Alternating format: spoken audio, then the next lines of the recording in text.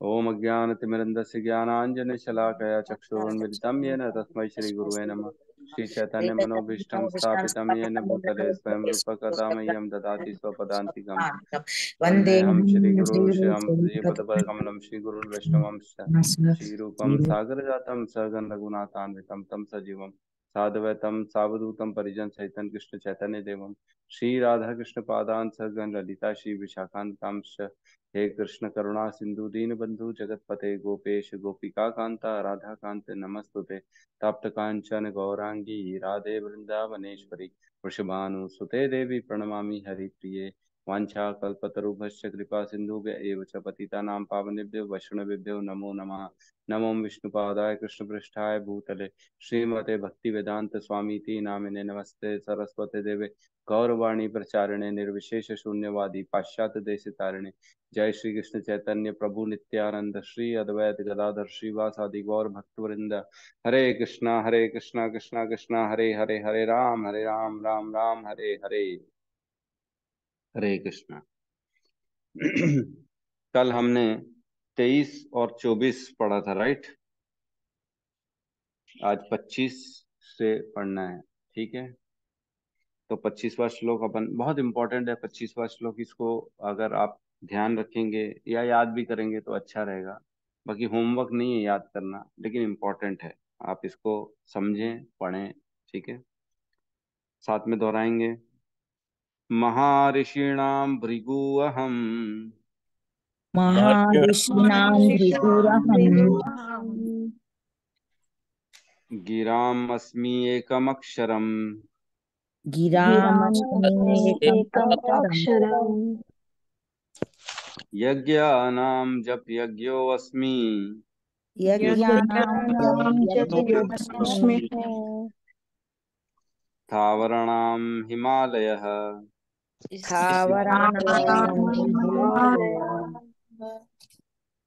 महर्षीणां भृगुवहम् महर्षिणां भृगुः गिरामस्मि एकमक्षरम् गिरामस्म्येकमक्षरम् यज्ञानां जप यज्ञोऽस्मि यज्ञानां यज्ञोऽस्मि स्थावराणां हिमालयः स्थावराणां हिमालयः महर्षीणां भृगुवहम्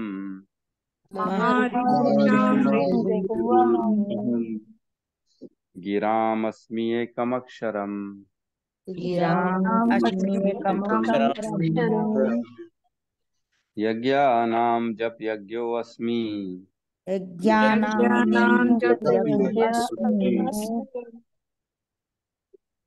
स्थावराणां हिमालयः स्थावराणां हिमालयः। अनुवाद। मैं महर्षियों में भृगु हूँ, वाणी में दिव्य ओमकार हूँ, समस्त यज्ञों में पवित्र नाम का कीर्तन जप तथा समस्त अचलों में हिमालय हूँ, ठीक है। तो अभी भगवान के ऐश्वर्यों का वर्णन चल रहा है।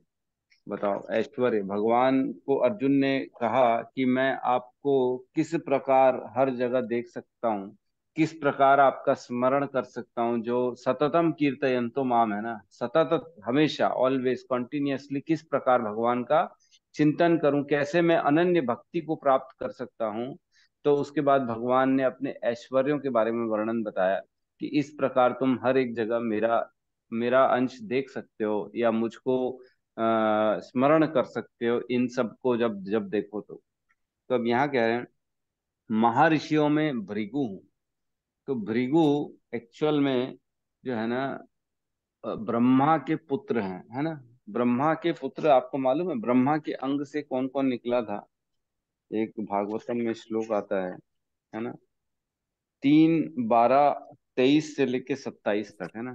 3.12.23 से लेके 27 तक इसमें बताते हैं ब्रह्मा जी को जब भगवान ने प्रेरणा दी सृष्टि की रचना करने के लिए, तो उन्होंने अलग अलग ना अपने अंगों से पुत्र को उत्पन्न किया, बच्चे उत्पन्न किए, ताकि जनसंख्या बढ़े और पृथ्वी में लोग आए, लोग पहुंचे। तो उन्होंने सबसे पहले मस्तिष्क से निकाला नारद मुनि को, है ना। फिर सांस से निकाला वशिष्ठ को, अंगूठे से निकाला दक्ष को, और स्पर्श, छूने से भृगु उत्पन्न हुए थे।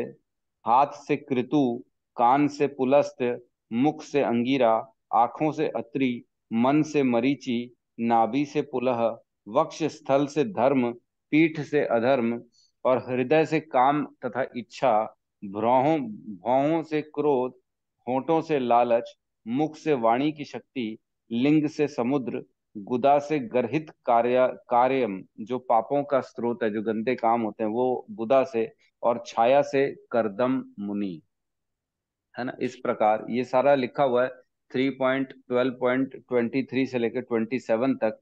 इन श्लोकों में बताया गया है कि किस प्रकार ब्रह्मा ने अलग अलग जगहों से किसको किसको उत्पन्न किया।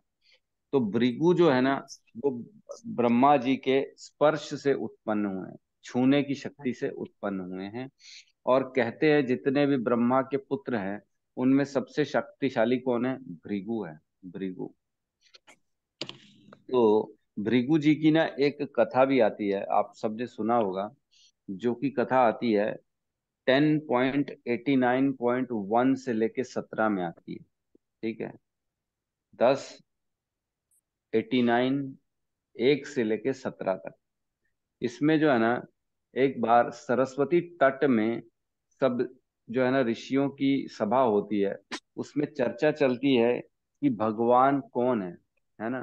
तो बोले ब्रह्मा विष्णु महेश, इन तीनों में भगवान है कौन? अलग अलग दोनों तीनों कार्य करते हैं, लेकिन तीनों में हम ईश्वर या सबसे श्रेष्ठ किसको माने?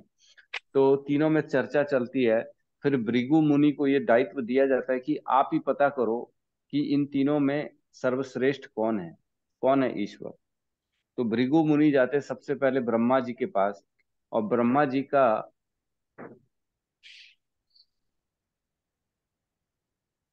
हाँ कौन से प्रभु जी, गौतम जी भेज देंगे कि कौन से अंग से कौन निकले हैं, या मैं फोटो खींच के भेज दूंगा, मेरे पास लिखा हुआ है, क्लास के बाद मैं भेज दूंगा। ठीक है।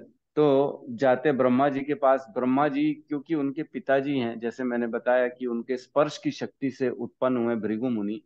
तो ब्रह्मा जी के पास पहुंचते हैं, और ब्रह्मा जी को वो ना न नमस्कार करते हैं, न स्तुति करते हैं, न दंडवत करते हैं, खड़े हो जाते सीधा जाके। तो पहले के जो लोक में ये सब नहीं होता था, पहले के समय में जब भी जाए माता पिता के पास तो प्रणाम तो कम से कम जमता है। आपको मालूम होना चाहिए कि इंद्र ने अपने गुरु बृहस्पति को सिर्फ प्रणाम नहीं किया था, उसके कारण बृहस्पति ने उनको श्राप दिया था, और वो श्रीहीन हो गए थे, वो स्वर्ग छोड़ना पड़ा था, स्वर्ग बलि जीत गया था उसके कारण, जब श्राप दिए थे। तो इस प्रकार जो है ना, मतलब जब गुरु आए, आचार्य आए, या बड़े कोई भी आता है, तो उनको इज्जत के साथ उनका दंडवत करना चाहिए, प्रणाम करना चाहिए, या मस्तक झुकाना चाहिए, आदर करना चाहिए। ये संस्कार होते हैं, तो ये करना चाहिए। तो ब्रह्मा जी ने देखा कि मेरा पुत्र आया है, लेकिन मेरे को नमस्कार भी नहीं किया है, तो उनके अंदर बड़ा क्रोध आने लगा, बहुत क्रोधित हो गए। तो भृगु मुनि ने देखा कि नहीं, इनके अंदर तो अभी भी काम क्रोध का जो है ना अंश है, तो ये भगवान नहीं हो सकते ब्रह्मा जी। तो निकल गए वहां से भृगु मुनि। फिर पहुंचे शिव जी के पास। शिव जी भी क्योंकि ब्रह्मा जी के अंग से निकले हुए हैं, तो इसलिए दोनों भाई हुए, भृगु और शिव जो है ना वो दोनों भाई हो गए।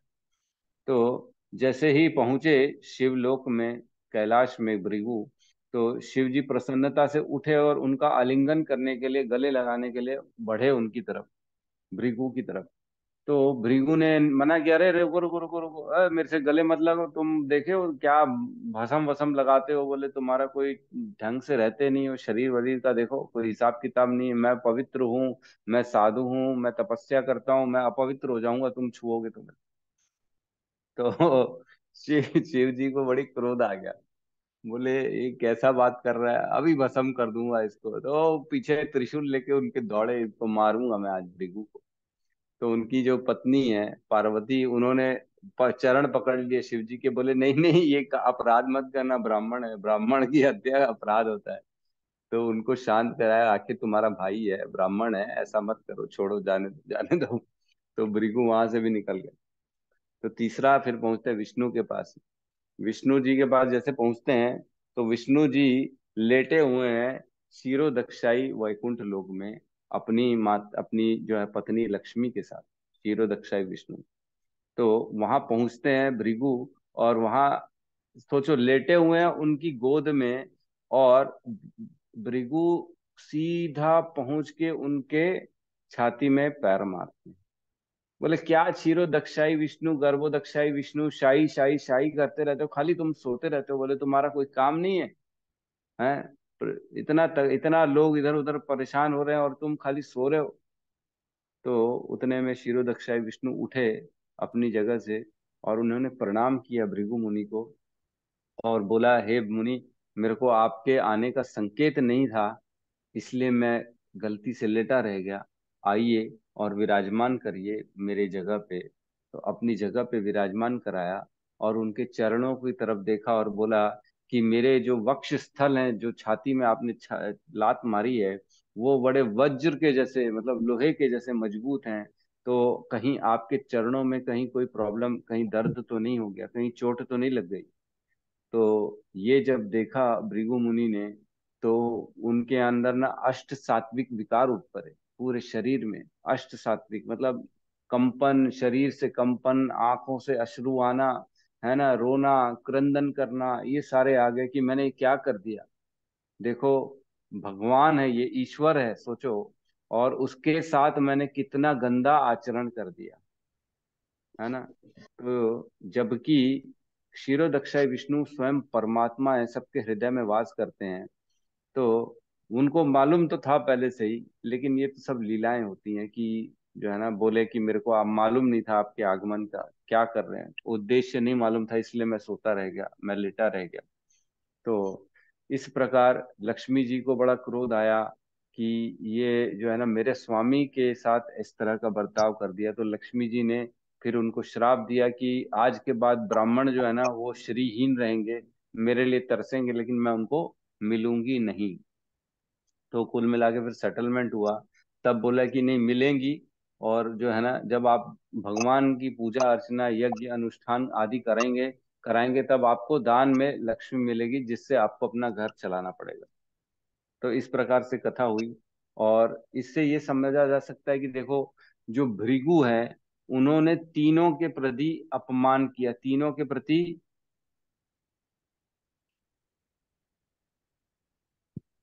हाँ, वही चिन्ह होता है, लड्डू गोपाल की चेस्ट पे चिन्ह होता है, सब भगवान के वक्ष स्थल में जो चिन्ह होता है वो भृगु मुनि का ही चिन्ह है, बराबर कह रही है माता। तो जो देखो तीनों के प्रति अपराध किया है, सबसे छोटा अपराध किया ब्रह्मा के प्रति, मनसा, है ना, मनसा वाचा कर्मणा, तीन तरह का अपराध किया उन्होंने। तो सबसे छोटा अपराध किया ब्रह्मा जी के प्रति, मनसा की, खाली मन में उन्होंने किया, और खाली जो है ना उन्होंने प्रणाम नहीं किया। फिर जो है शिव जी के साथ जो है ना वाचा उन्होंने किया, बोल के उनके साथ अपमान किया। लेकिन विष्णु जो है स्वयं, जो भगवान है, वो कर्मणा, उनके साथ तो करके क्रिया कर दिया इन्होंने। तो देखो, छोटा बड़ा, बड़ा मनसा वाचा कर्मणा, है ना, कर्मणा किया सबसे बड़ा अपराध, और सबके बड़े के खिलाफ, जो स्वयं कृष्ण भगवान है उनके खिलाफ उन्होंने वो किया। तो इससे जो है ना पता पड़ा कि जो है भृगु मुनि ने इसका जो है ना फिर परचम लहराया कि नहीं, विष्णु ही कृष्ण, विष्णु ही भगवान है और ईश्वर है, परम है वही। ठीक है, तो इसलिए यहाँ बता रहे हैं कि मैं महर्षियों में भृगु हूं, क्योंकि इतना इतना सामर्थ्य भी तो किसी के अंदर होना चाहिए, इतना बड़ा काम करने का। भगवान के छाती में जाके लात मारने का सामर्थ्य किसी के अंदर हो सकता है? किसी के अंदर नहीं हो सकता। इतना बड़ा काम किया भृगु मुनि ने, इसलिए भगवान कह रहे हैं कि मैं महर्षियों में भृगु हूँ। ठीक है, अपराध किया जबकि वो, लेकिन फिर भी अब लीलाएं हैं ये सब भगवान की। आगे कहते हैं वाणी में मैं दिव्य ओमकार हूँ। तो हमने देखा ऑलरेडी ओमकार के लिए 7.08 और 8.13, इन दोनों श्लोकों में भगवान पहले ही बताए हैं कि मैं ओमकार हूँ, है ना। और 7.08,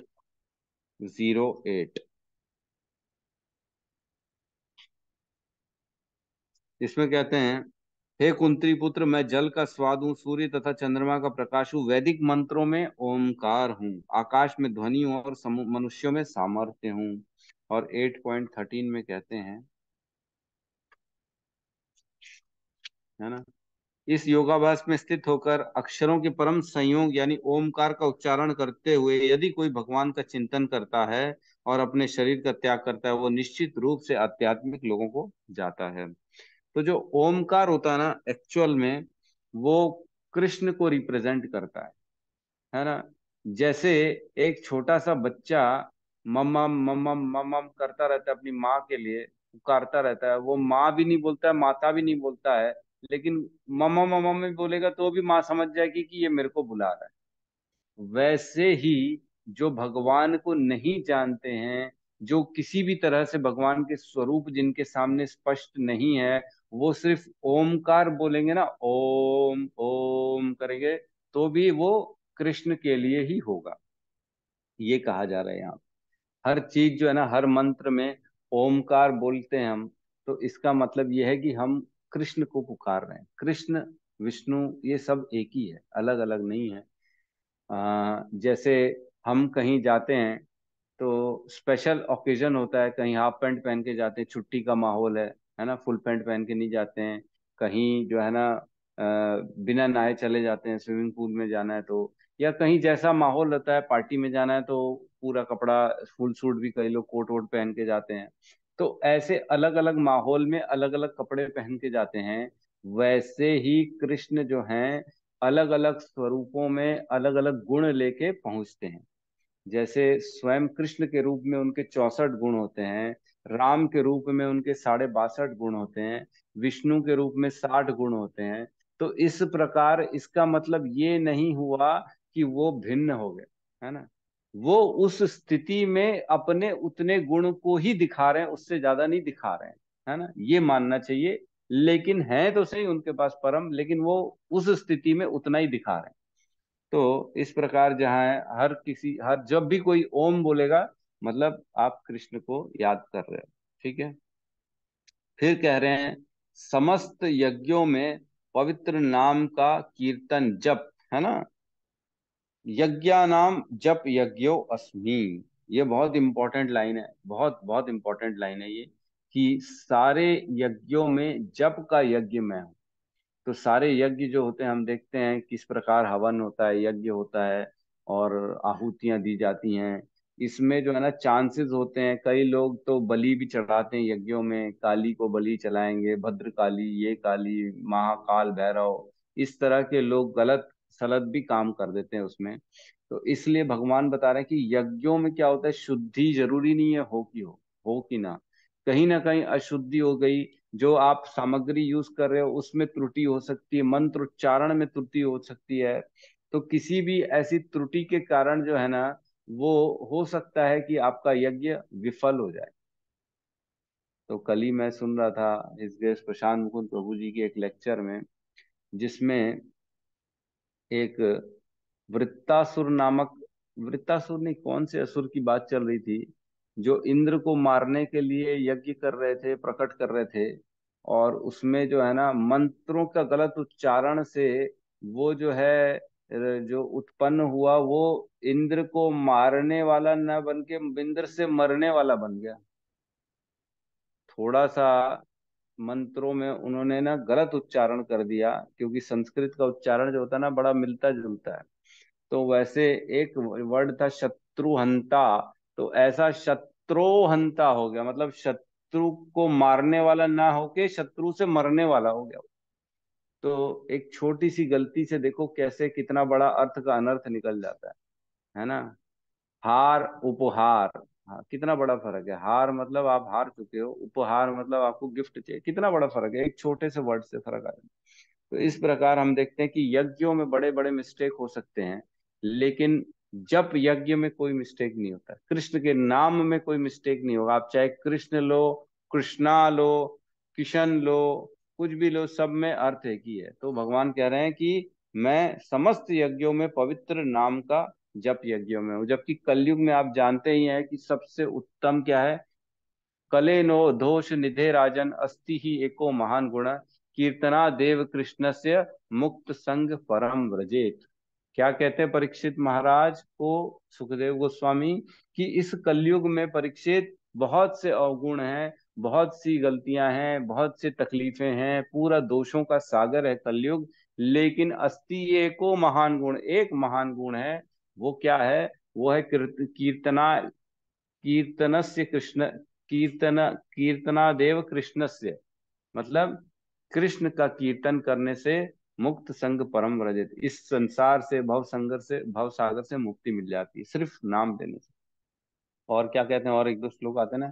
इति षोडश नामकम कली कलमश नाशनम नत पर तरोपाया सर्व वेदेशु दृश्यते। कि सारे वेदों ने बताया कि ये जो 16 नामों का एक महामंत्र है, ये इससे ऊपर कुछ भी नहीं है। मत नत पर तरोपाया, इससे ऊपर कुछ भी नहीं है।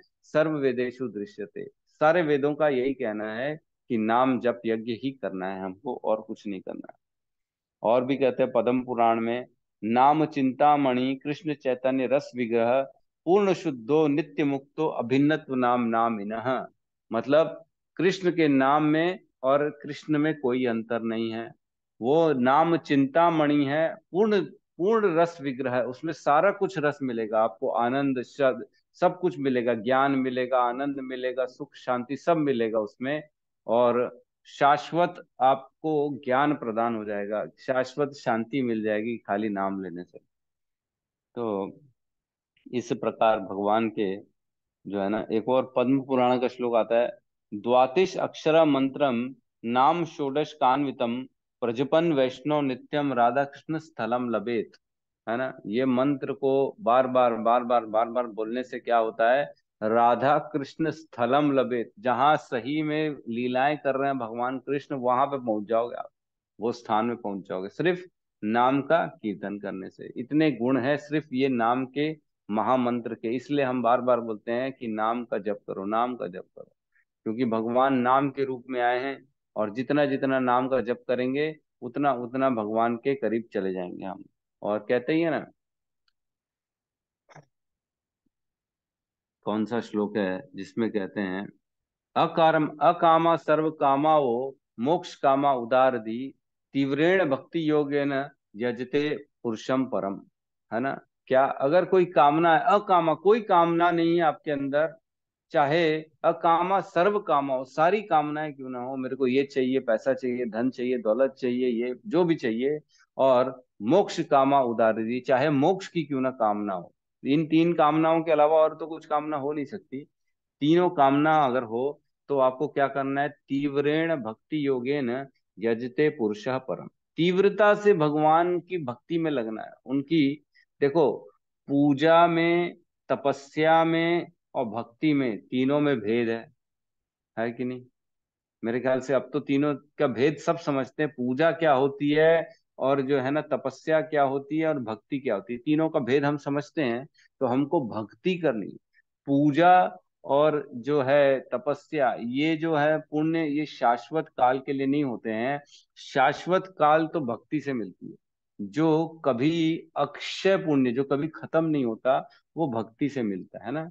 जो भगवान ने मेरे ख्याल से दूसरे अध्याय में बताया, नेह अभिक्रम नाशो अस्ति प्रत्यवायो न विद्यते सुअल्पमस्य धर्मस्य त्रायते महतो भयात। इसका कभी भी क्षय नहीं होता, कभी भी भक्ति का क्षय नहीं होता। बाकी सारे पुण्यों का खत्म हो जाएंगे, भोगेंगे स्वर्ग में, खत्म हो जाएंगे पुण्य, फिर नीचे आना पड़ेगा, खत्म, जीरो। उसी प्रकार यहाँ पे इसका कभी भी क्षय नहीं होगा। ठीक है, तो आगे कहते हैं, एक आता है, हरि शब्द अनेक अर्थ दुई मुख्यतम सर्व मंगल हरे प्रेम दिया हरे मन। मतलब हरि शब्द के वैसे तो अनेक अर्थ हैं, लेकिन दो मुख्य हैं, ये सर्व मंगलकारी है। सर्व मंगल हरे, है ना, सबसे मंगलकारी हरे है। और प्रेम दिए हरे मन, भगवान का प्रेम भी खाली उनके नाम से मिल जाता है ना, है कि नहीं? नाम में बहुत ही जो है ताकत है, सिर्फ नाम में ताकत है। मतलब सिर्फ नाम लेने से ही सारे काम हो सकते हैं, तो फिर क्या, क्यों परेशान हो? तो सोचो, सबसे गंदा समय है कलयुग, और सबसे उच्चिष्ट सबसे बेस्ट साधन दे दिया कलयुग में। ऐसा नहीं कि सतयुग में साधन दिया सबसे इजी वाला, द्वापर त्रेता में भी नहीं दिया, लेकिन सबसे बेस्ट साधन जो दिया ना, वो कलयुग में दे दिया भगवान ने। तो हमारे लिए कितनी, देखो सोचो, इजी है भगवान को प्राप्त करना, है ना। एक आता है ना, ये आता है पद्म पुराण का श्लोक है, यान्य कृते यजन यज्ञे त्रेतायाम द्वापर अर्चनम यदापनोति तदापनोति कलो संकीर्तन केशवम। सतयुग में ध्यान करने से, त्रेता युग में यज्ञ करने से, तथा द्वापर युग में पूजन करने से जो फल की प्राप्ति होती थी, कलयुग में केवल केशव का नाम संकीर्तन से मिल जाती। सोचो, जो बेचारा पहले 100 साल तक तपस्या कर रहा है, वो तपस्या का फल आपको सिर्फ 100 दिन में मिल जाता है, सिर्फ नाम लेने से। नाम लो, खाली 16 माला करो और तपस्या का फल मिल जाए। कितना मुश्किल था। मतलब जो बेचारे इंटेलिजेंट बच्चे हैं उनको तो और हार्ड हार्ड क्वेश्चन दे रहे हैं, और इजी बच्चे को जो है ना, गंदे नॉटी बच्चे को तो जो है ना खाली इजी क्वेश्चन देके पास किया जा रहा है। ऐसे ही होगा ना, एक क्लास है जिसमें इंटेलिजेंट बच्चे हैं बहुत, है ना, जो सत्युग के लोग हैं, बड़े तपस्वी है, उनको सब ज्ञान मालूम है, भगवान की भक्ति मालूम है, उनको और तपस्या और हार्ड वाला लेवल ध्यान दे दिया कि तुम ध्यान करो, हजारों हजारों वर्ष तक ध्यान करो। बोलते हैं 10,000 वर्ष तक जो है ना करदम मुनि ने तपस्या की, तब जाके भगवान प्रकट हुए, और फिर उनको आशीर्वाद दिया कि मैं ही तुम्हारा बच्चा बन के पैदा हूंगा। है कि नहीं? 10,000 सालों तक तपस्या की थी, तो तब जाके भगवान की उनको प्राप्ति हुई थी। तो हमारे को तो सिर्फ नाम से मिल जा रहे, इजी, एकदम इजी। ठीक है, तो आगे करें। चलो मैं हिमालय में हूँ। अब ये हिमालय के बारे में चर्चा करते हैं। हिमालय, और पिछले श्लोकों में हमने पढ़ा कि भगवान कहते हैं कि मैं जो है ना मेरु हूँ, है ना। 23 में कहते हैं मैं समस्त पर्वतों में मेरु हूँ, और यहाँ कहते समस्त अचलों में हिमालय हूँ। तो सुमेरु जो पर्वत है और हिमालय पर्वत है, सुमेरु पर्वत जो है ना इस पृथ्वी के बाहर है, हमारे जो है ना भारतवर्ष भर, भारत खंडे जो है ना उसके सेंटर में ऐसा बहुत बड़ा पर्वत है, जिसके चारों ओर मैं बताया था आपको कि ये सूर्य और ये सारे परिक्रमा कर रहे हैं। और सुमेरु जो पर्वत है उसकी ऊंचाई भी बताई थी, 84,000 योजन हमने बताई थी, सबसे ऊंचा पर्वत है। लेकिन एक तकलीफ है, वो ना हर 25,000 दिव्य वर्ष में थोड़ा सा हिलता है सुमेरु पर्वत। वो हिलता है, और जो है ना अपने जो जो उसके आसपास जितने जो भी कारण होगा वो तो नहीं मालूम मेरे को, लेकिन वो थोड़ा सा हिलता है। लेकिन हिमालय जो है ना वो हिलता नहीं, इमूवेबल है हिमालय। और मैं आपको बता दूं, पहले जो है ना एक समय था जब सारे पर्वत उड़ा करते थे, उनके पंख होते थे, है ना। लेकिन बाद में क्या हुआ, बार बार जो है उड़ते थे, लैंड होते थे, उड़ते लैंड होते थे, तो बहुत जीवों को तकलीफ होती थी, कुछ मर जाते थे, है ना। अब वो कोई पर्वत ही उड़ेगा और सीधा लैंड होगा तो कितना बड़ा हिल जाएगा, आदमी बेचारा परेशान हो जाएगा। किसी के घर में लैंड हो रहा है, कुछ हो रहा है, क्योंकि इतना बड़ा जगह भी खाली होना चाहिए। तो इस प्रकार जो है ना फिर इंद्र को गुस्सा आया, तो उसने सारे पर्वतों के पर काट दिए। तो तब से सारे पर्वत एकदम अचल हो गए, एक जगह में स्थित हो गए। इसलिए यहाँ पे कहा गया है कि समस्त अचलों में हिमालय में हूँ, क्योंकि हिमालय श्रृंखला बहुत बड़ी श्रृंखला है इस पृथ्वी में, उनसे बड़े पर्वत नहीं है कहते हैं, तो इसलिए हिमालय कहा गया। ठीक है, तो प्रवेश करते हैं तात्पर्य में। तात्पर्य भाई शील प्रभुपाद की जय। ब्रह्मांड के प्रथम जीव ब्रह्मा ने विभिन्न योनियों का विस्तार के लिए कई पुत्र उत्पन्न किए। इनमें से भृगु सबसे शक्तिशाली मुनि थे। समस्त दिव्य ध्वनियों में ओमकार कृष्ण का रूप है। समस्त यज्ञों में हरे कृष्णा कृष्णा कृष्णा हरे हरे, हरे राम राम राम हरे हरे का जप कृष्ण का सर्वाधिक शुद्ध रूप है।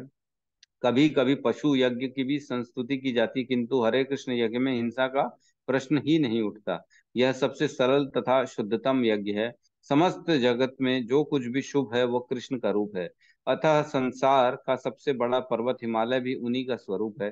पिछले श्लोकों में मेरु का उल्लेख हुआ था, परंतु मेरु तो कभी कभी सचल होता है, लेकिन हिमालय कभी नहीं, कभी चल नहीं है। अतः हिमालय मेरु से बढ़कर है। अचलों में हिमालय बढ़ता रहे, है ना। ठीक है, तो किसी का कोई प्रश्न है तो हम ले सकते हैं।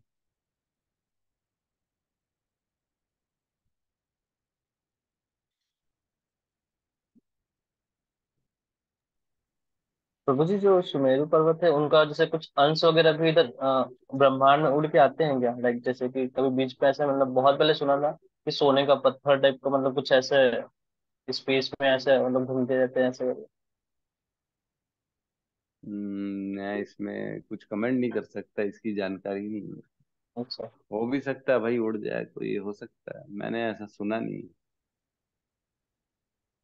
ठीक है।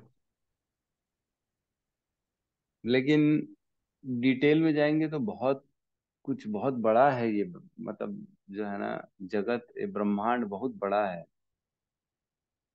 मतलब इसमें पढ़ना पड़ेगा, बहुत कुछ पढ़ना पड़ेगा, समय वैसे ही नहीं मिलता, यही नहीं पढ़ पाते, प्रभु जी की क्लासेस नहीं सुन पाते, भागवतम नहीं पढ़ पाते। तो ये टॉपिक में भी जाना जाना तो है, इच्छा तो है मेरी भी पढ़ने की, कि किस प्रकार ये पूरी जो है संसार, कॉस्मोलॉजी जिसको बोलते हैं, किस प्रकार बनी है, किस प्रकार जो है ना सारे लोग अपने अपनी कक्षाओं में स्थित हैं, कौन कितना दूर है, कितना ऊपर है, कैसे अपनी अपनी, मतलब क्या समय है, क्या कब उनका क्या होता है, सब समझना तो है, लेकिन नहीं कर पा रहे हैं। क्या पर्वत भी 84 लाख योनि में आता है? नहीं, नहीं आता है माता जी, पर्वत नहीं आता। जीव आते हैं 84 लाख योनि में, हमने पढ़ा। जलजा 9 लक्षाणी, 9 लाख जल में रहने वाले, 10 लाख हवा में उड़ने वाले, 11 लाख जो कीट पतंगे हैं जो रेंगने वाले, उसके बाद आता है 20 लाख पर वृक्ष, पौधे, और जो घास फूस ये सारे हो गए, और 30 लाख हो गए 4 पैर वाले, और 4 लाख हो गए मनुष्य। इसमें पर्वत तो कहीं आया ही नहीं, न पत्थर न पर्वत न कुछ और, ये सब नहीं आता। हम्म। ठीक है, कल एक छोटा सा होमवर्क दिया प्रभु था जी, कल मैंने। कोई पूछ रहे थे ना। अच्छा जी, तो हम्म। कल छोटा सा होमवर्क था कि समुद्र मंथन में कौन से पर्वत का इस्तेमाल हुआ है, तो किसने किसने पता कर लिया? गौतम प्रभु ने तो मेरे को भेज ही दिया था व्हाट्सएप में।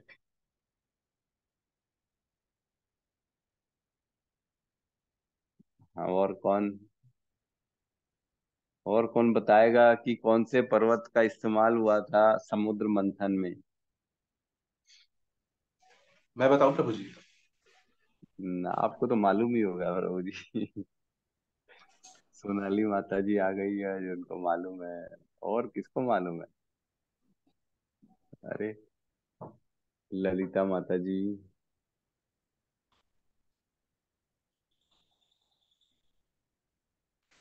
आरती माता जी। ठीक है, लेकिन ठीक है, थोड़ा सा जो है सबको कोशिश करना चाहिए, पढ़ना चाहिए, जो बोला गया तो उस पर वर्किंग करेंगे तो ऐसा इंटरेस्ट बना रहेगा हमारे को, ऐसा है कि आप लोगों का इंटरेस्ट बना रहेगा, थोड़ा सा अच्छा लगता है नहीं, होमवर्क भी करना, पढ़ना, पता करना, प्रभु जी ने बोला है, क्लास में ये चल रहा है, जवाब देना। ठीक है, तो बताइए अनिल प्रभु, कौन सा पर्वत है? प्रभु जी, वो पर्वत का नाम है मंदराचल पर्वत। बिल्कुल सही, हरी बोल। मंदार पर्वत, राधिका माता जी ने भी जवाब दे दिया, मंदार पर्वत है, मंदराचल पर्वत है, जिसको मथनी बना के समुद्र मंथन का कार्य किया गया था। अभी जाऊंगी ना, उसे बनवाऊंगी दूध से। ठीक है, बताइए माला जी, क्या कहना हरे चाहती हैं? कृष्ण प्रभु जी। कल मैंने भी मंदार पर्वत के बारे में बताया था। हाँ, आपने कल ही बता दिया था, सही, मैं माफी चाहता हूँ, माता जी ने कल ही बता दिया था। क्योंकि मैंने वो तो आपने स्टडी की बोला था, तो मैंने पहले कहीं सुना भी था। और उनमें 14, मतलब समुद्र मंथन से 14 नाम आया था, तो मैं उसको सर्च करने लगी, पर मैं श्योर नहीं थी, पर मैंने बोल दिया था। माता हरे जी ने कृष्ण कल ही प्रभु। बता दिया था, मंदार पर्वत। तो ठीक है, फिर भी हमने सबको एक दिन का समय दिया था कि आप भी वर्किंग करिए अपने अपने लेवल पे, और पता करिए कौन सा पर्वत है। गुरु जी ठीक है, दंडवत प्रणाम। हरे प्रणाम। कृष्ण। मैं कभी कभी है ना क्वेश्चन समझ नहीं पाते, क्या बोले आप। इसी के लिए मैं कभी कभी भूल जाता है। मैं गौतम प्रभु से भी फोन करके मैं पूछता हूँ। हाँ, ये मेरा कमजोरी है, नहीं तो मैं बिल्कुल आपका क्वेश्चन का मतलब इंटरेस्ट रहता है। आप तो हमारे सिंसियर स्टूडेंट हैं, हमेशा शुरू से आ रहे हैं प्रभु जी। छुट्टी भी नहीं मारते हैं, रेगुलर रहते हैं और कोशिश करते हैं जवाब देने की, रीडिंग करने की। प्रभु जी, मैं बहुत मतलब ऐसे जो है ना, जो ऐसे मतलब आप जैसे लोग रहेंगे तो जरूर हमारा जो हमारा उद्देश्य है वो पूरा होगा। जो हम चाहते हैं भगवत गीता का ज्ञान सबको मिले, तो आप जैसे लोग जो इतना पढ़ते हैं, वर्किंग करते हैं, तो मिलेगा जरूर, इसमें कोई शक नहीं है, बिल्कुल मिलेगा। और आगे चल के आप ही लोगों को जो है ना, अपने अपने लेवल पे इसका प्रचार करना है। तो भगवान आगे 18वें अध्याय में इसलिए लास्ट में बताते हैं, जो जो इसका प्रचार करता है, जो जो इस ज्ञान को बताता है आगे लोगों को, वो मेरे को बड़ा प्रिय है। तो क्योंकि अब आपने ग्रहण कर लिया, पूरा मिल गया, 18वें अध्याय लास्ट में बोलते हैं अच्छा अब तुम्हारी जिम्मेदारी है बोले इसको फैलाने की, या आखिरी में बोलते हैं। तो ऐसे ही आप लोग सब पूरा क्लास अटेंड करिए और फिर जो है ना इसका प्रचार करिए अपने अपने लेवल पे, तो भगवान के प्रिय हो जाएंगे। जरूरत ही नहीं ज्यादा करने की। जैसे कोई कंपनी का प्रोडक्ट है, तो उसका मार्केटिंग वाला आदमी कितना इंपॉर्टेंट होता है। बेचेगा तब तो कंपनी कुछ कर पाएगी, कब तब तो कंपनी कमा पाएगी, तब तो उसका माल लोग ले पाएंगे। मार्केटिंग जरूरी है ना, एडवर्टीजमेंट जरूरी है। तो भगवान कृष्ण के हम लोग मार्केटिंग डिपार्टमेंट के लोग हैं, है ना। उनके ज्ञान का विस्तार करना है, प्रचार करना है, लोगों को बताना है। तो भगवान की कंपनी के जो है ना हम लोग बड़े एसेंशियल इंपॉर्टेंट लोग हैं, प्रचार करने वाले। तो भगवान हमारा साथ हमेशा देंगे और हमको कभी डाउन नहीं करेंगे। तो जितना जितना ज्ञान, ये ज्ञान जो होता है ना, ये ज्ञान को ना कभी भी ऐसा नहीं सोचना चाहिए कि मैं इसको अपने पास संभाल के रख लूं, सिर्फ मेरा ही, ऐसा नहीं सोचना चाहिए। इसको जितना बढ़ाएंगे ना, जितना लोगों को देंगे, उतना और बढ़ता चला जाएगा। आप खुद ये महसूस करेंगे, जैसे जैसे आप लोगों को बताएंगे ना, एक नहीं, दो नहीं, चार नहीं, 10, जितने आसपास के लोगों को, ऐसा लगेगा कि वाकई में मेरे अंदर ना खुद ब खुद कुछ नई नई ज्ञान ऑटोमेटिकली उत्पन्न हो रहा है, ऑटोमेटिकली याद भी आ रहा है, सब चीजें समझ भी आ रहा है। तो ये करना है हमारे को। तो आप लोगों को बहुत इंपॉर्टेंट रोल निभाना है अपने अपने जगहों में। ठीक है। यस, माला जी कुछ कहना चाहती है क्या? नहीं। नहीं प्रभु जी, वो कब से वैसे ही था, सॉरी। ठीक है, ठीक है, ठीक। हरे कृष्ण प्रभु जी। जी प्रभु जी, हम्म, हरे कृष्णा। एक क्वेश्चन था प्रभु जी। क्वेश्चन तो बहुत सारे हैं बट चूज करना पड़ता है वो कुछ पूछने लायक है कि नहीं है। जैसे कि इसमें जो जप यज्ञ का जो वर्ड आया है, जैसे कि आपने हाँ, बताया कि बहुत सारे जो ऋषि मुनि होते थे, वो 1 लाख साल मतलब सॉरी 1 हजार साल 10 हजार साल मतलब जैसा सतयुग में उनकी आयु रहती थी उसके हिसाब से उन लोग तप करते थे। तो अगर कोई महर्षि अगर 10 हजार साल तक तप कर रहा है, इसका मतलब वो खाना पीना और जो भी उनकी जो नित्य कर्म है वो सब बंद रहता है कि वो तपस्या या फिर शौच आदि करने के लिए वो थोड़ा सा ब्रेक करते थे, कि वो कंटिन्यू 10 हजार मतलब समाधि में चले गए? कुछ पता है क्या? देखो इसमें जो है ना, जहां तक मैं समझ सकता हूँ ना, ये लोग ब्रेक नहीं लेते थे। क्योंकि हमने देखा, एक ऋषि को तो आप भी जानते हैं जिनका कथा सुनी, च्यवन ऋषि। च्यवन ऋषि तपस्या करते करते इतने तपस्या में लीन हो गए थे कि उनके ऊपर पूरा ना दीमक लग गया था, पूरे पहाड़ कीड़े चलते थे, पेड़ पौधे निकल आए थे उनके शरीर से। तो अगर जो हिलेगा डुलेगा तो पेड़ पौधे तो नहीं आएंगे उसके शरीर में। उनका शरीर का मांस भी जो है ना कीड़ा खाना चालू कर दिया था उनके शरीर में। पहले के जो सत्युग के ऋषि मुनि थे ना, उनके प्राण उनके हड्डियों में रहते थे। तो शरीर खत्म हो जाता था, उससे फर्क नहीं पड़ता था, उनके प्राण चलते रहते थे, वो जीवित रहते थे। तो वो हिलना डुलना, ये सब ब्रेक लेना, शौच आदि के लिए, पानी के लिए उठना, ये सब नहीं होता था। पहले जो पकड़े तपस्या तो करते गए करते गए करते गए 10 हजार सालों तक बिना हिले डुले। लेकिन इसमें जैसे वर्णन आता है, करदम मुनि ने 10 हजार तक सालों के तक तपस्या की। तो उनकी जो है ना पत्नी थी, जो देवहूति माता, वो उनकी केयर करती थी, है ना। उनकी केयर, जैसे वो तपस्या कर रहे हैं तो उनको देख रेख, उनके आसपास झाड़ू करना या उनकी साफ सफाई करना, उनके शरीर का देख रेख करना, वो करती थी। लेकिन खुद स्वयं तपस्या उठते नहीं थे। तभी वो उठे ना, तब उन्होंने देखा, तब पूछा तुम कौन हो, डर गए। अरे बोले कौन है ये, इतनी मतलब जो देवहूति माता पहले जो सुंदर थी, वो बाद में बूढ़ी हो गई। तो तब उन्होंने बताया, अरे भाई मैं तो आपकी बीवी हूँ, इतने सालों से आपकी देख रेख कर रही हूँ। तब उनको ध्यान आया, अरे ये तो मेरी बीवी है। ऐसे ही एक और जो है ना कथा आती है, कौन सी कथा आती है जिसमें ऋषि लंबी तपस्या में चले गए थे और बाद में वो आए। ऐसी है एक, मैं भूल रहा हूँ कौन सी तपस्या है। तो इस प्रकार अलग अलग तपस्याओं में हमने देखा कि वो लोग उठते नहीं, अपनी जगह में बैठे रहते हैं और तपस्या करते हैं, उठना नहीं होता। जी प्रभु। हम्म, थैंक यू। Thank you. तो सोचो कितना मुश्किल है हम आज नाम नहीं ले पा रहे हैं। तो तपस्या के लिए अगर कोई बोलेगा कि आप एक दिन भी बैठ के तपस्या कर लो, तो वो नहीं हो पाएगा। हमसे 4 घंटे एक जगह एक स्थान में नहीं बैठ सकते, तो फिर क्या बात है। जी माता जी कुछ कह रही है, रूपाली माता जी कहिए। हाँ प्रभु जी, वो ना आत्मा को बलवत्तर कर लेते थे, तो शरीर से उनका कोई संबंध नहीं रहता था। पर जब आत्मा ने शरीर को इतना मजबूती से पकड़ के रखा है, तो आत्मा ही तो प्राण है, प्रभु है अपने कृष्णा जी। तो वही अगर शरीर को नहीं छोड़ेंगे, भले शरीर जर्जर हो जाए, वो स्थिर हो जाता था, STI तो आत्मा को वो बलवत्तर करते थे। Either you may be sit or you run or you fly anything, but they make powerful by their meditation, by their chanting, by their every त्याग and everything. That's why वो छोड़ती नहीं थी आत्मा उनको। आत्मा बलवत्तर रहती थी, सच्चे के वो सच्चे मुच्चे के सुमो पहलवान थे।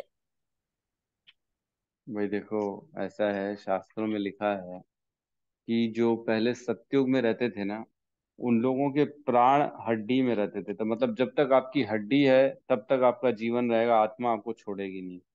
उसके बाद जो है त्रेता युग जो आया, उसमें प्राण कहाँ रहने लगे, किसी को याद है क्या? मैं वही। प्रभु जी, त्रेता युग में मज्जा हड्डियों में रहते थे और सतयुग में हड्डियों में रहते थे, नहीं, त्रेता युग में शायद मज्जा मतलब हड्डियों के अंदर रहते थे प्रभु जी, त्रेता युग में।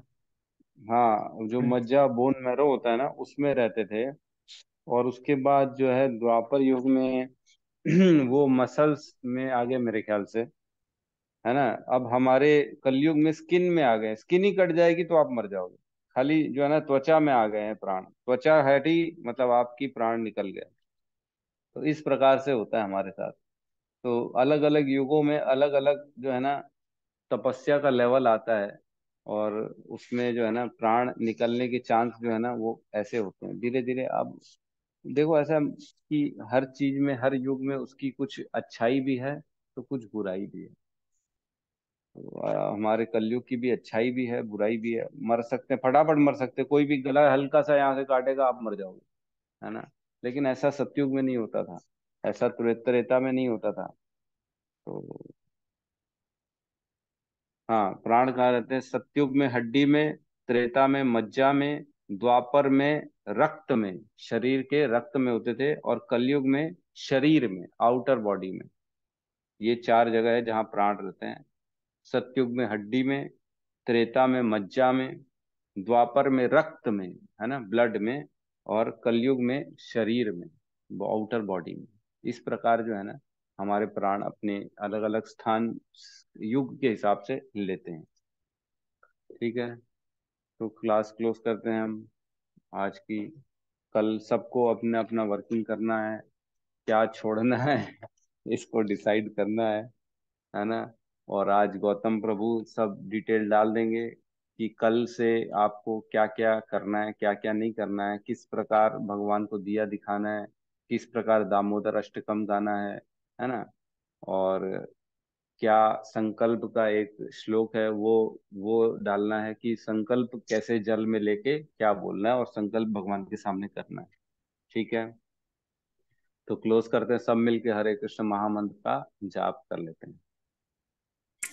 हरे कृष्णा हरे हरे कृष्णा कृष्णा हरे हरे कृष्णा कृष्ण कृष्णा हरे कृष्णा कृष्णा कृष्ण कृष्णा कृष्णा हरे हरे हरे, हरे राम हरे हरे राम राम, हरे राम राम हरे राम हरे। हरे हरे।